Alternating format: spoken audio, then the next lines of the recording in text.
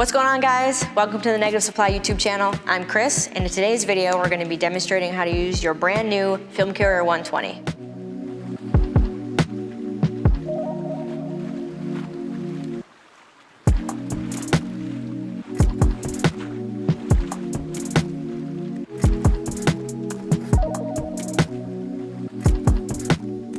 Step 1. Start by inserting the correct mass into the carrier.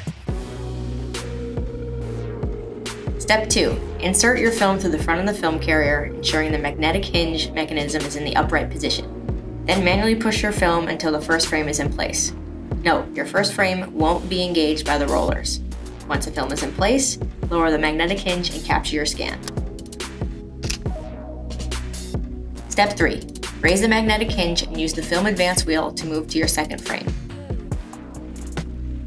Lower the hinge, capture your scan, and repeat the previous steps until completion.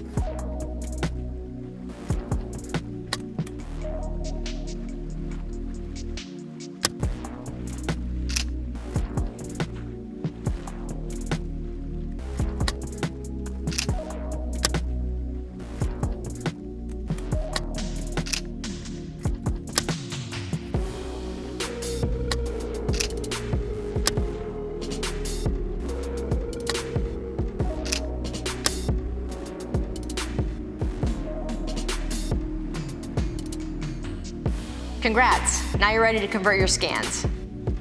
Our favorite software options are Negative Lab Pro and the forthcoming Film Lab desktop app. We've been using the beta version of Film Lab over the past few months and have really loved it. Both are great options for converting negatives. Also note, you do not need any software to convert your slides because they're already positive. Our goal is for you to spend more time making photographs than scanning, and you can do just that with our Film Carrier 120.